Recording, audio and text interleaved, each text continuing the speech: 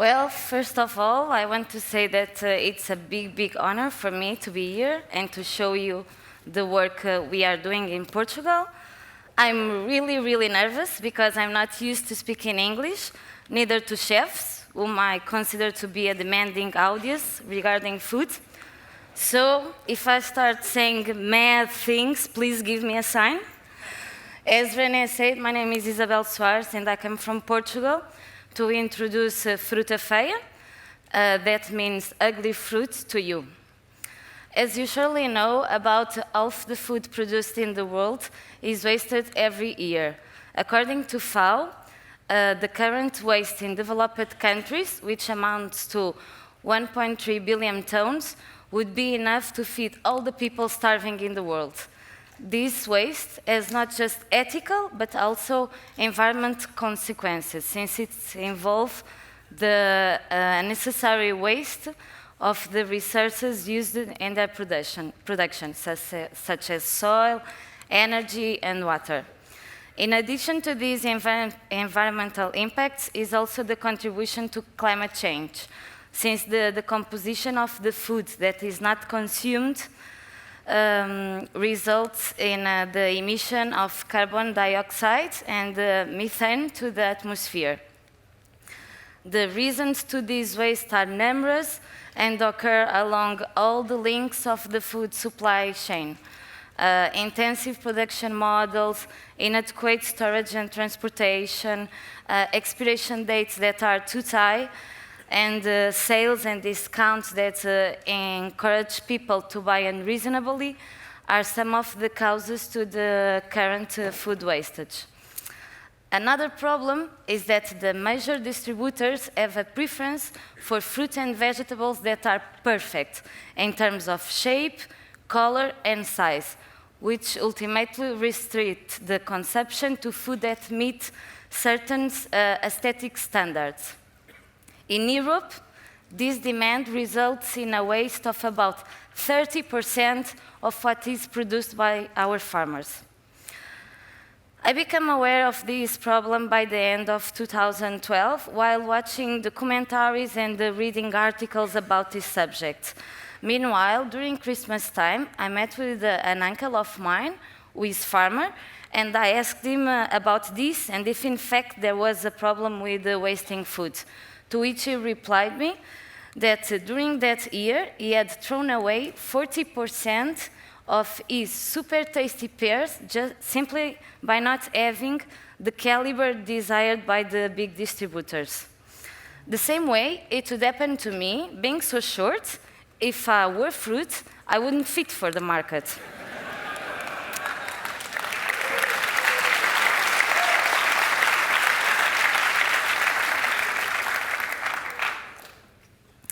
Well, this issue started to unsettle me, and automatically the idea of Fruta Feia, ugly fruit, started arising in my head as a necessity, as a way of channeling that part of the production directly from the farmers to the final consumers that, just like me, don't judge the quality by the appearance. By then, I was living and I was working as an environmental engineer in Barcelona. And while reading the newspaper, I became aware of a contest called Ideas of Portuguese Origin, for Portuguese people living abroad that have an idea for a project to be implemented in Portugal. This was the motivation I needed to start transposing Fruta Feia from my head to the paper. Although many people say that was an obsolete model, I went for the consumer's cooperative model because I recognized that the current preference for aesthetically perfect fruits and vegetables had been largely imposed by the consumers that went to the supermarkets and chose the most beautiful fruits and vegetables. As such, I felt that it was the time for the consumers to unite and say enough and to get these products back to the markets. Moreover, I also wanted that people to feel part of the project and its commitment of reducing to reducing food waste, instead of looking at Fruta Feia as just a cheaper store. So the consumer's co-op model matched exactly we intend for.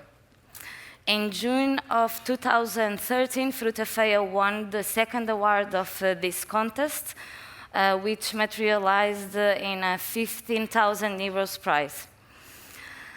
I quit my job in Barcelona, and by September, I came back to Lisbon, scared to death, to implement Fruta Feia. Since that the prize wasn't enough to cover all the costs related to the kickstart of the project, for example, the transportation van, the legal costs of Co-op Foundation, material, and so on, we ran a crowdfunding campaign that provided the money we needed. Fruta Feia started on November of 2013. From the beginning, we had a thrilling uptake from consumers. By the time I were applying for the contest, I humbly designed Fruta Feia to start up as a small co-op consisting in 40 members. But when I sent a simple email entitled, "Who eats ugly fruits?" I got more than 100 people in less than a week.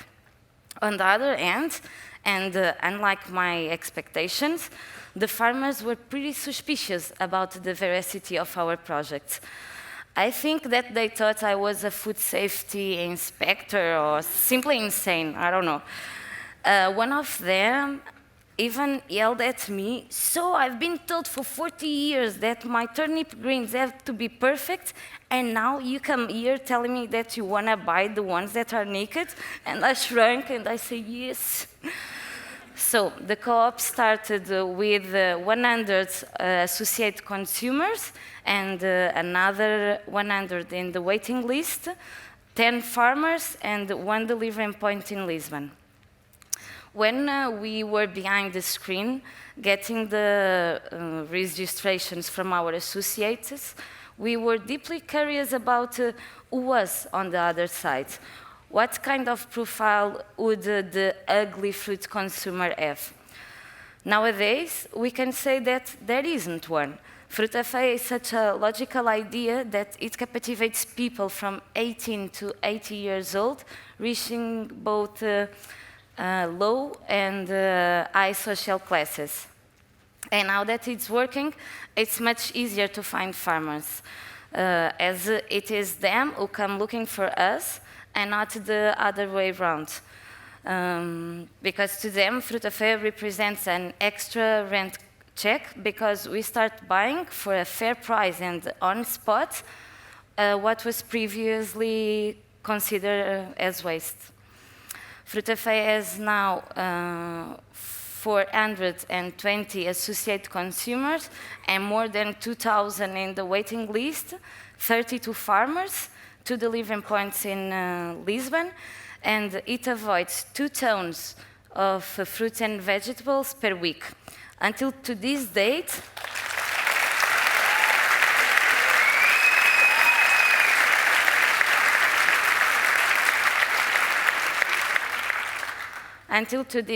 Fruta Feia has already saved 41 tons of food from being thrown away. But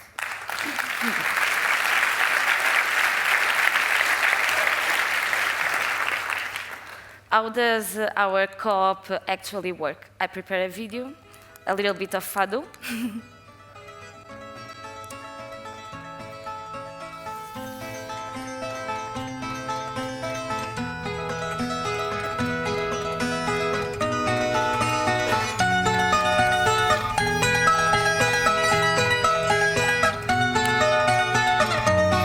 Every week, we work directly with local producers, gathering from their farms the small, big, or mid-shaped products they cannot sell.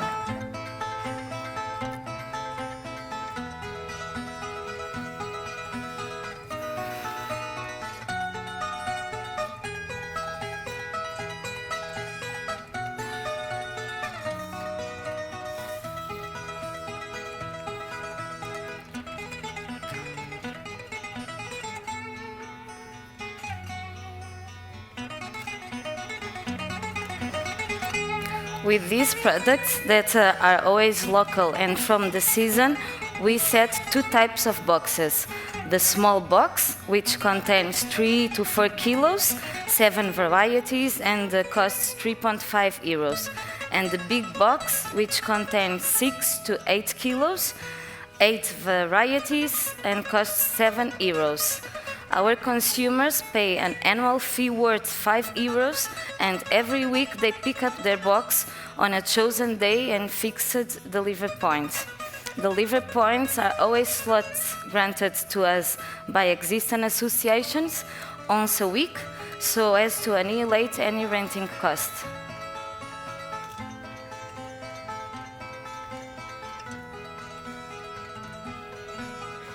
Acho que este projeto é de 5 estrelas. Porquê? Porque é o aproveitamento de coisas que os supermercados não aceitam e que a qualidade é ótima. Já calhou muita coisa. Peras, maçãs, nabos, saladas, couves, fisália, por exemplo, que não conhecia. Tem mais sabor. Pronto, não tem tantos químicos, que fica para trás, não leva químicos nenhuns, mas são muito saborosos mesmo. Abóbora, alho seco, brócolis, com portuguesa, com coração. Elas são semeadas primeiro em covetes, numa estufa, depois passam para uns sacos de plástico para crescer um bocadinho mais e quando tiverem entre 20 a 30 centímetros passam aqui para a terra. Depois vão crescendo e vão começando a dar frutos. Não vão para o mercado porque ou têm a campânula assim, que é deficiente, digamos assim, ou porque são pequenas, não têm o peso indicado, ou ainda porque há algumas que são rachadas. O sabor é o mesmo, só que lá está, são fruta feia e o mercado não absorve tão bem estas como as outras.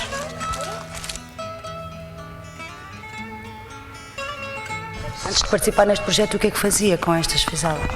Compotas, principalmente compotas. Antes disso, dava-se aos animais. Eu penso mesmo com a economia em alta que isto deveria ser feito. Se é pena não ter aparecido este tipo de cooperativas já há muito mais tempo. Porque mesmo estando a economia em alta, isto são, como é fruta, que tem o mesmo sabor, tem as mesmas vitaminas, tem tudo, porque não consumi-la?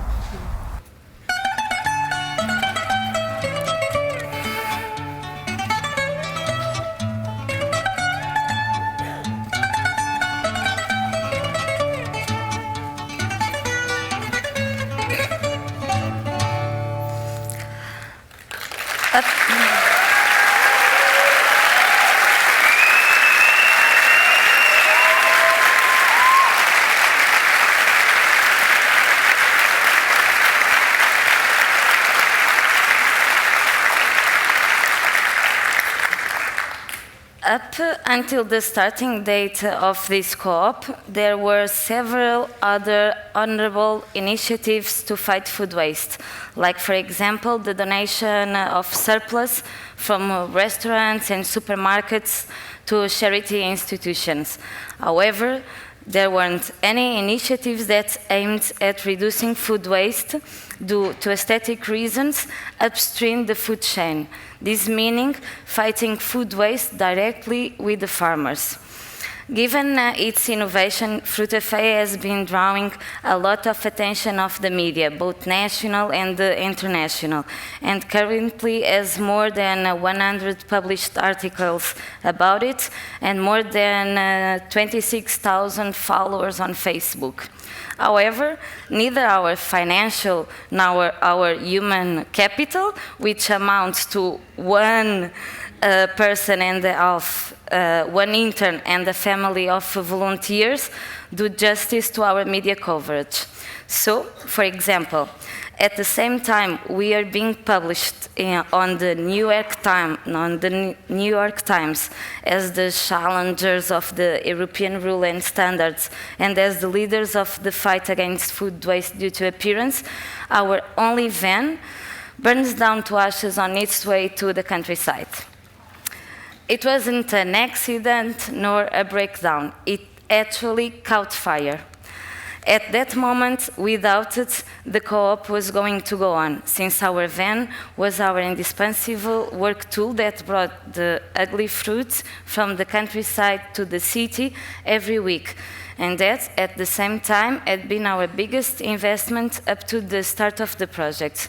On that day, we are desolated because our van had turned into ashes, but we decided to go on and deliver the boxes to our consumers anyway. We borrowed a van from a friend who's got a restaurant, and we asked another friend to pick us up on the highway by the side of a burned hill. And we set off to the countryside really late and got to Lisbon with a 3-hour delay. So we only had 45 minutes to set 200 boxes for our consumers, which is a process that usually takes 3 hours. It was an Olympic challenge that was almost impossible to achieve.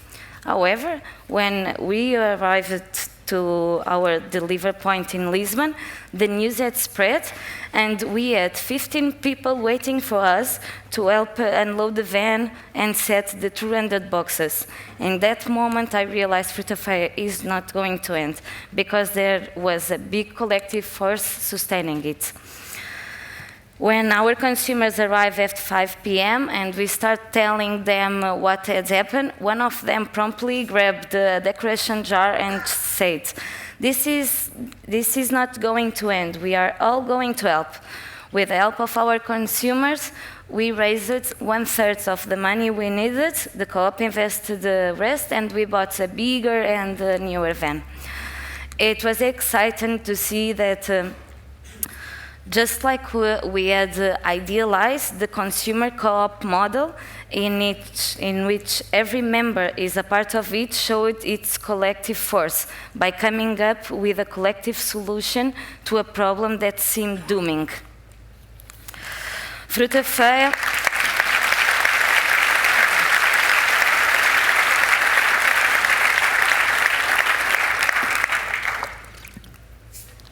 Fruta Feia is at last financially self-sustainable. This means that the income related to the selling of the fruit covers all the costs related to this service, buying the fruit, transportation costs, materials, salaries, and so on. And being a non-profit co-op, all the possible profit that it might generate is invested on the growth and expansion of the project.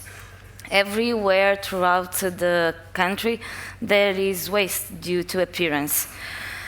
So much that we have been receiving hundreds of contacts from people interested in boosting our project in other cities, as well as farmers asking us to help selling their ugly products. As such, we would like to begin replicating the Fruta Feia project in other regions of Portugal by the end of this year.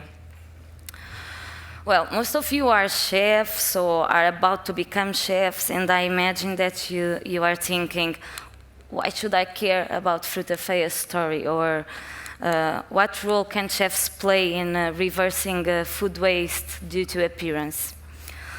Being aesthetics so important to make such pretty dishes in the fine dining, I wonder what impact it would cause if the same dishes were cooked with ugly fruit and vegetables. Eating beautiful dishes, knowing that they were cooked with ugly fruits, might help reversing the paradigm that the quality of fruits and vegetables can be measured by its appearance and not by its interior. And, well, excuse me my ignorance, but I also wonder, why must the dishes in the fine dining be all identical and regular? I understand that the quantities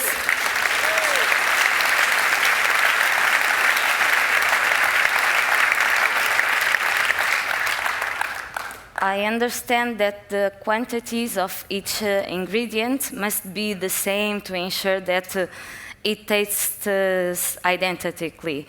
But even respecting the quantities, wouldn't it be fun to make different dishes that match the shapes given by nature. Thank you.